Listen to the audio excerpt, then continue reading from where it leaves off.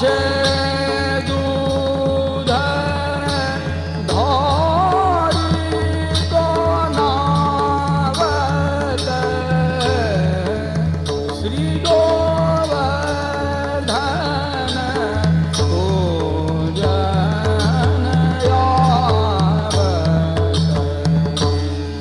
બહોરી પધારે અરગ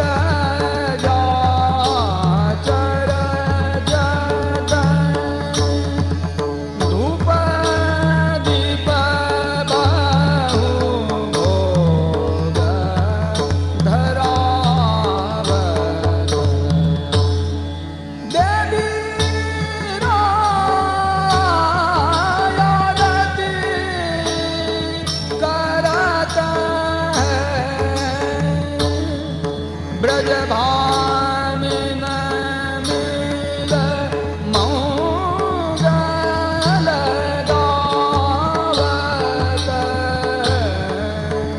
श्री गोवर्धन पूजन यावत तेरे बोल भाजन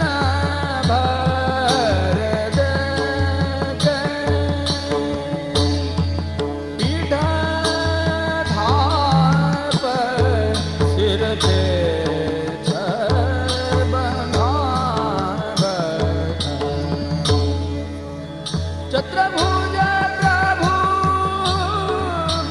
धरायब यह ब्रज युग युग राज करो मन भावत श्री गोवर्धन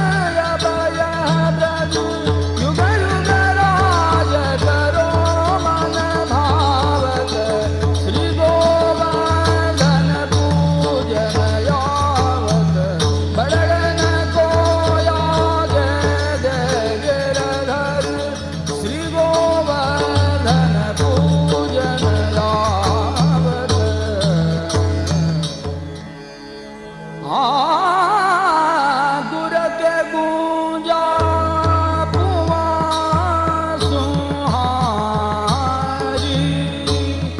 गोधन पूजत ब्रज की हो नारी गुर के गूंजा पुआ सुहारी गोधन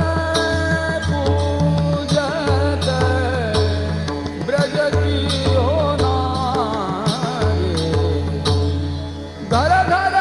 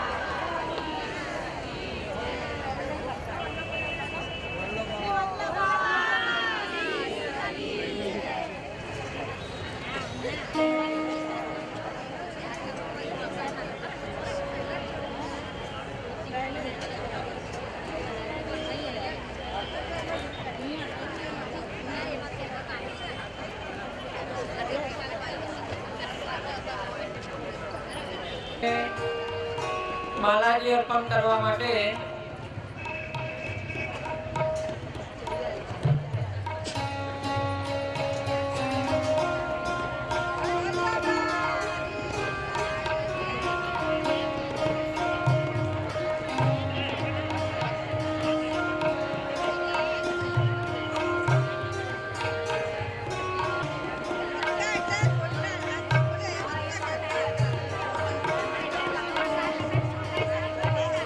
पूज्यपाद गोस्वामी 108 श्री हरिराय जी महोदय श्री ने मालाजी अर्पण करते कथाना मुख्य मनोरथी हंसाबेन पटेल तथा सविताबेन पटेल, कथाना सह मनोरथी सरलाबेन चंदुभाई अमीर, आजना गाथाना मनोरथी परम भगवती रमेशभाई कंसारा राजकोट वाला, परम भगवती अश्विनभाई बटुकलाल देसाई, परम भगवतीय तारिकाबेन जिग्नेश कुमार देसाई परिवार।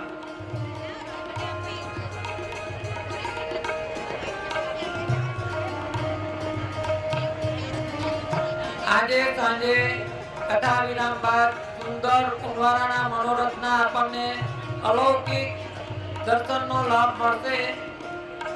આજના કુંવારાના મુખ્ય મનોરથી છે પરમ ભગવતીય ઉષાબેન ગટોરભાઈ દેસાઈ, परम भगवतीय हेतलबेन लालूभाई देसाई परिवार, परम भगवतीय प्रभुलाल भाई छगन भाई बुक्तरिया परिवार, परम भगवतीय गौरंग भाई नरेश भाई मिस्त्री परिवार, परम भगवतीय डाया भाई गज्जर परिवार।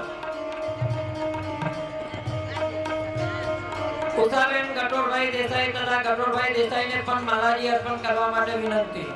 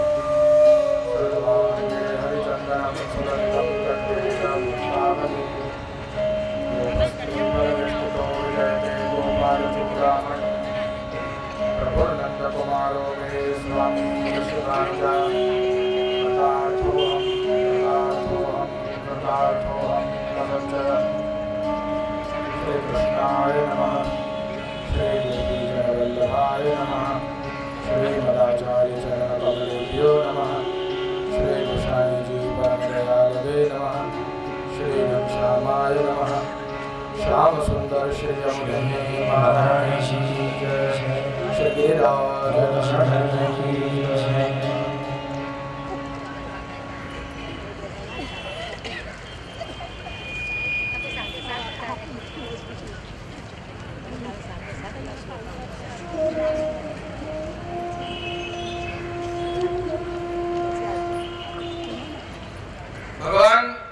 इस रसमय सृष्टि में मनुष्य देह प्राप्त करना अत्यंत कठिन है।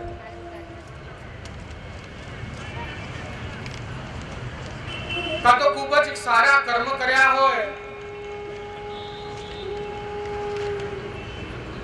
का तो निश्चित ज प्रभुनी कृपा होय तो ज आ मनुष्यनो देह મળે છે।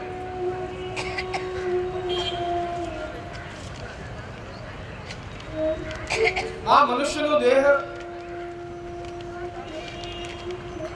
એ અમૂલ્ય છે અને એને પ્રાપ્ત કર્યા પછી એની કિંમત ના આપવી એ મૂર્ખતા છે।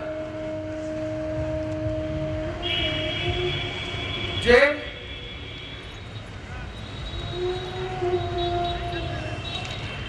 ઘીના ડબ્બામાં ઘી ના હોય તો ડબ્બાની કોઈ કિંમત ના હોય, એ જ પ્રમાણે જો મનુષ્ય દેહમાં માનવતા અને વૈષ્ણવતા ના હોય તો એ દેહની કોઈ કિંમત ના હોય।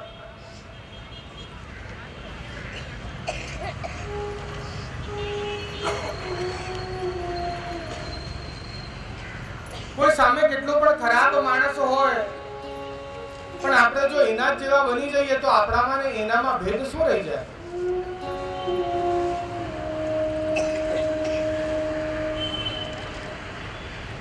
એક નદીના કાંઠે સંત એનો શિષ્ય બેઠો છે।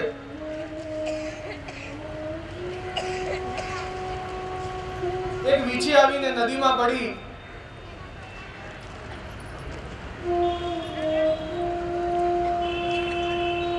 સંત એને બચાવવા ગયો, નદીમાંથી કાઢવા ગયો એટલે વીછી ડંક મારે છે, હાથમાં ઉપાડવા જાય છે અને ડંક મારે છે એટલે ફરી છોડી દે છે, ફરી પાણીમાં પડે છે, ફરી ઉપાડવા જાય છે, ફરી ડંક મારે છે, ફરી છોડી દે છે। શિષ્ય એના ગુરુને પૂછે છે, ગુરુદેવ આપના પ્રાણ લેવા માંગે છે, આપ એની રક્ષા શું કામ કરો છો? ને ડંક મારે છે, આપને વિષ ચડી જશે। तो बेटा एक बात बता तू मुझे, आ कोण છે આ? કે વીછી। વીછી એટલે કે પ્રાણી, અને પ્રાણીમાં બુદ્ધિ કેટલી હોય કે બહુ જ ઓછી।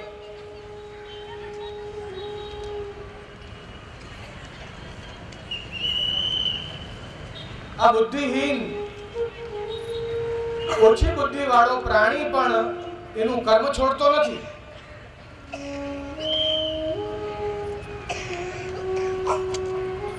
तो हूँ एक मनुष्य बुद्धिशाળી मानस, हूँ मारू कर्म केम छोड़ी दो? एनु कर्म ज विष नु डंक मारवू छे ने मारू कर्म बचावू छे।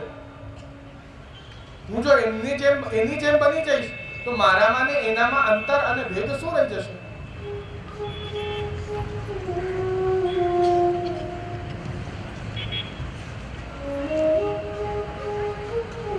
आ मनुष्य देह જેના વસ્ત્રો એની માનવતા છે અને એનો શૃંગાર એની વૈષ્ણવતા છે।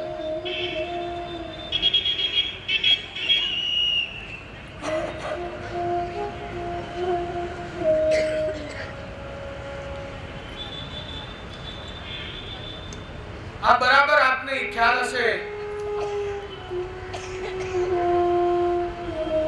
ગુસાઈજી જ્યારે ગોકુળથી જતીપુરા પધારી રહ્યા હતા, માર્ગમાં એક હીન જાતિની સ્ત્રી, એને તરસ લાગી હતી, એના પ્રાણ નીકળી જવાના હતા, એમના ઝારીજીમાંથી જલ આપ્યું। સેવકો એમ કહે છે આપની ઝારી છોવાઈ જશે આને જલ પીવડાવશો તો, કે ઝારી છોવાઈ ગઈ તો નવી આવશે, પણ પ્રાણ જતા રહ્યા તો નવા આવે નહીં।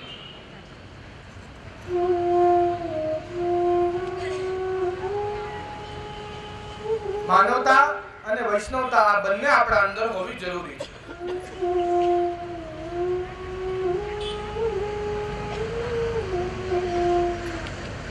શ્રી વલ્લભ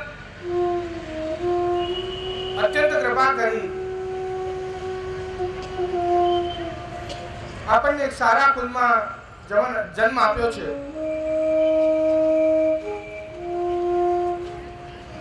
સારા વૈષ્ણવ થયા, ભગવત સેવા ઘર બિરાજી. ઘરે પ્રભુ બિરાજવા હોવા છતાં પણ જો આપણે પ્રભુનું અને ગુરુનું સ્વરૂપ ના ઓળખતા હોઈએ તો આ જીવન વ્યથા વ્યર્થ કરો છો.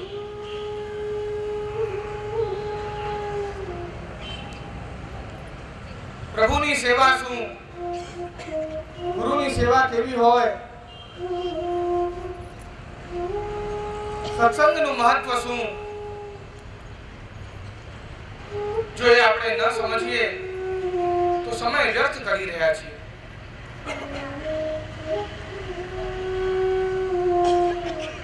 આ નાદ, આ શબ્દ, આ નામ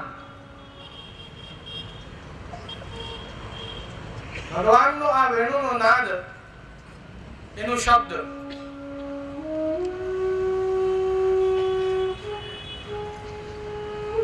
જ્યારે એનું નાદ કરે છે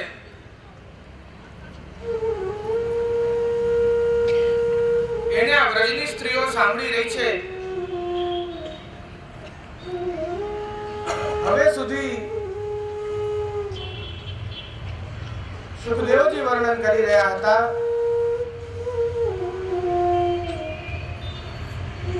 હવે ગોપિકાઓ જાગૃત અવસ્થામાં આવી ગઈ છે, જેમને આ વેણુનો નાદનો શ્રવણ કર્યો હતો અને જાગૃત અવસ્થામાં આવી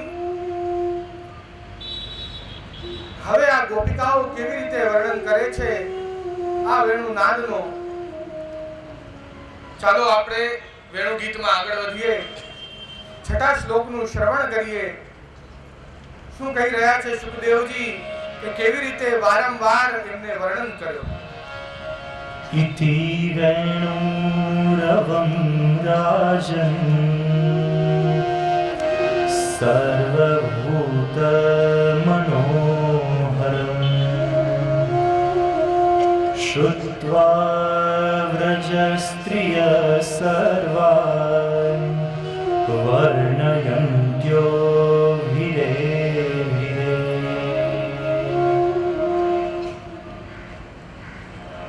મનોજભાઈ કહી રહ્યા હતા કે જે હજી વર્ણન કરત પણ 5 દિવસમાં વેણુ ગીતના 20 શ્લોક લેવાના છે. હજી આપણે છઠ્ઠા શ્લોક પર જ પહોંચ્યા છીએ. જો બરાબર બેલેન્સ નહીં બનાવીએ તો છેલ્લાના પદો તો ઉપરથી જ જોઈ લેવામાં આવશે, પછી વધારે તો ઊંડાણમાં ઉતરાય સમય જ નહીં રહે. પછી મારે એમ જ કહી દેવું પડશે કે બરહાપીડમ નટવર વપુ અને અક્ષરવતામ ફલમિદમ ની અંદર જે કાંઈ તમે સાંભળ્યું છે એ બાકી આખા જ વેણુ ગીતની અંદર બધું સમાઈ ગયું છે.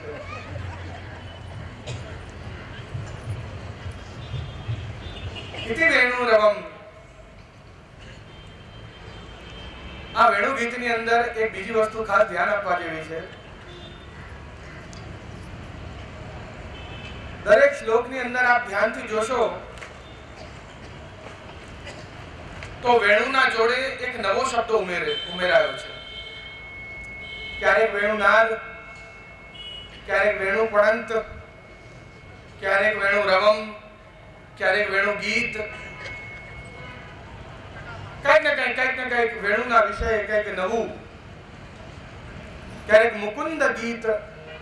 વેણુ અને મુકુંદ એક જ છે એવું બતાવવામાં આવ્યું છે, બંનેમાં કોઈ ભેદ નથી.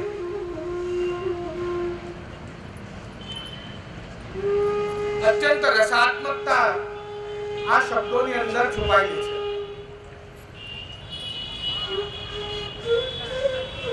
અહીંયા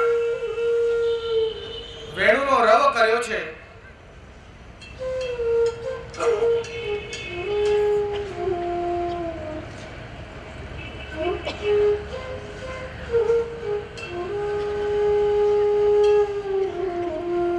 ર શબ્દ અગ્નિ બીજ છે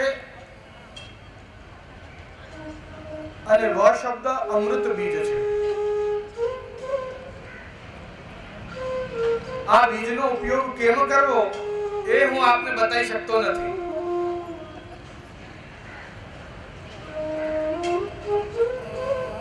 ક્યાં કઈ જગ્યાએ કયા મંત્રમાં આની સંપુટી આની સંગતિ કરાય તો ક્યારે વિરહનો દાન થાય ને ક્યારે અમૃત જેવો સંયોગનો દાન થાય.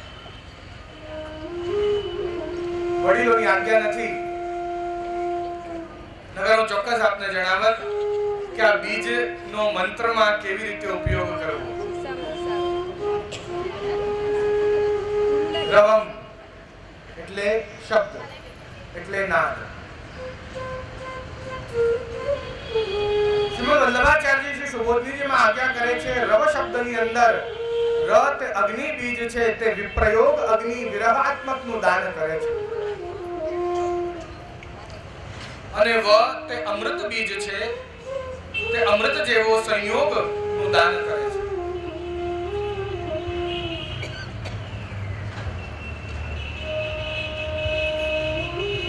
જ્યારે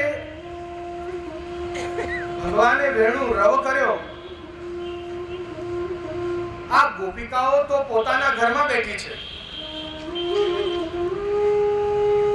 એટલે સૌથી પહેલા ર એટલે વિરહ થયો કે ભગવાન દૂર છે એટલે વિરહ થઈ રહ્યો છે એટલે અગ્નિનું દાન વિરહાત્મક અગ્નિનું દાન થયું.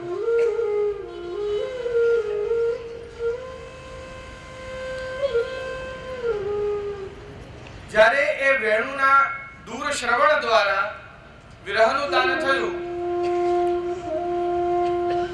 તદુપરાંત જ્યારે ગોપિકાઓને દૂર દર્શન થયા ત્યારે સંયોગ રૂપી અમૃતનો દાન થયું. બે વરદાન આપ્યા છે ને, દૂર દર્શન અને દૂર શ્રવણ. દૂર શ્રવણના દ્વારા વિરહાત્મકનું દાન કર્યું અને દૂર દર્શન દ્વારા સંયોગાત્મકનું દાન કર્યું. અને આ બંને દશાઓ કઈક એવી હતી કે પહેલા તો જેઠ માસની ગરમી તપે એકદમ અને ગરમી પછી એકદમ જ એક દિવસે વરસાદ વરસે, ભૂમિ કેવી તૃપ્ત થઈ જાય, કેવી ખીલી ઉઠે. બંનેની દશા કઈક એવી ર ને વ.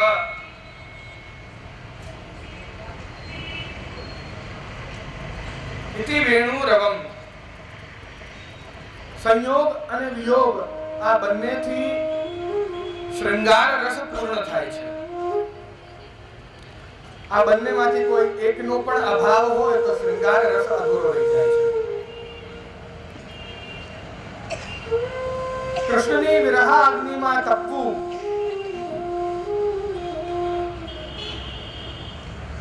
અને આનો અનુભવ બધાએ કર્યો નથી હો.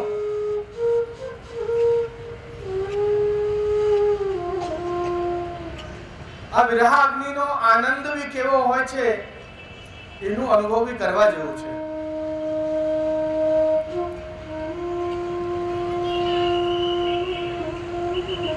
શ્રીમદ વલ્લભાચાર્યજીનું એક નામ વિરહ અગ્નિ પણ છે. એ વિરહ અગ્નિ ક્યાંથી પ્રગટ થઈ? એ કઈ અગ્નિ છે? મુખાગ્નિ છે. રાધા અને કૃષ્ણના મુખમાંથી પ્રગટ થયા ને. અને વિરહ કોના કોના વચ્ચે હતો? એ ભગવાન અને ભક્તોના વચ્ચેનો જે વિરહ હતો એ વિરહને દૂર કરવા માટે એ અગ્નિકુલમાં પ્રગટ્યા. મુખાગ્નિ કે જેમ યજ્ઞમાં જે આપ આહુતિ પધરાવો એ બધી ભગવાન સુધી પહોંચે, એ જ ભગવાનના મુખારવિંદની સેવા એટલે વલ્લભની સેવા કરો એટલે બધું ભગવાન સુધી જ પહોંચે.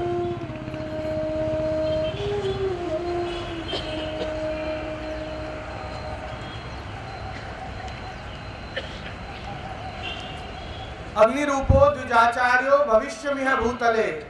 અગ્નિ પુરાણનો શ્લોક છે. 18 પુરાણમાંથી એક. વલ્લભો અગ્નિરૂપસ્યાત વિઠ્ઠલો પુરુષોત્તમ.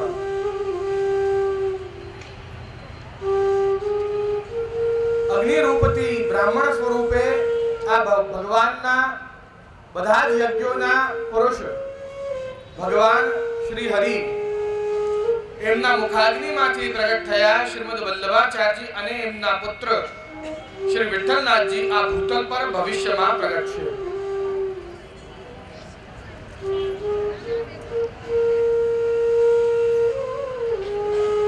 એક રઘુકુલ થયું, પછી યદુકુલ થયું ને હાલમાં અગ્નિકુલ આ ભૂતલ પર બિરાજીને બધા જ જીવોને કૃતાર્થ કરી રહ્યા છે. જો વલ્લભનું સ્વરૂપ આપ નહીં ઓળખો તો વૈષ્ણવ સિવાય બીજું કોણ ઓળખશે આ વલ્લભ?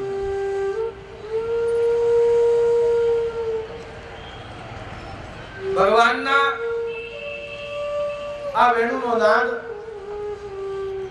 જે બધાને મોહી લે છે એ જ વલ્લભ છે.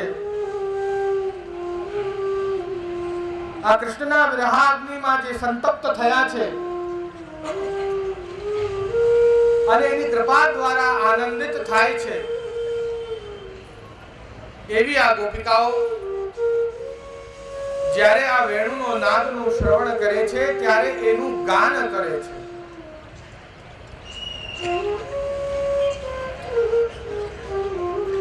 ગાન એટલે શું? ગાન કેવું હોવું જોઈએ?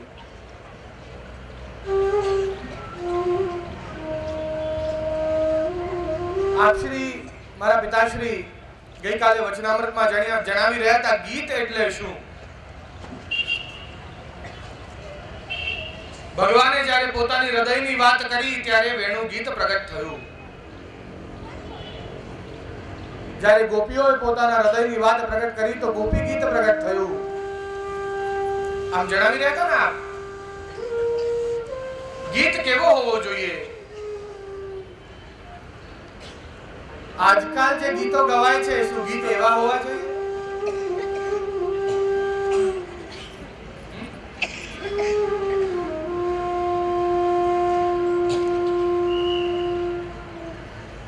आपने बधाने ख्याल से एक समय तानसेन श्री गोसाई जी ने मड़वा आया था. मुझे गोविंद स्वामी का गीत गान सुनना है, उनका कंठ सुना है, बहुत मधुर है.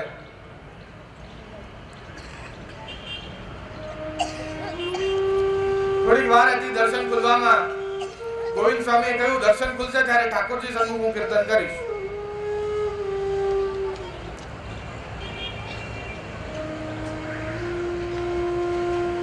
ત્યાં સુધી તાનસેને કંઈક તોડી રાગ સંભળાવ્યો. રાગ પૂર્ણ થયો ત્યારે શ્રી ગોસાઈજી એને ઉપરનો ઓળાયો, સોનાના સિક્કાની એક પોટલી આપી અને એની ઉપર એક ફૂટી કોડી મૂકી.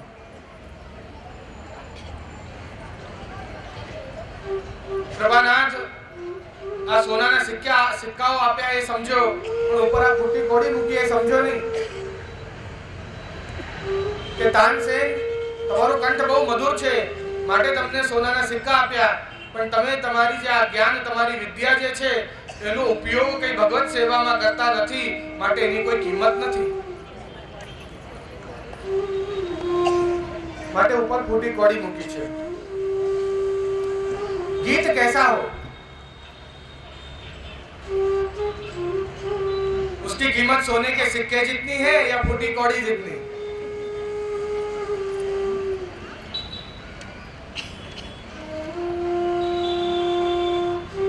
आप श्री आज्ञा કરી રહ્યા છે ને આજકાલ યુવાનો બધા કાનની અંદર હેડફોન્સ નાખીને સાંભળ્યા જ કરે છે ગીત.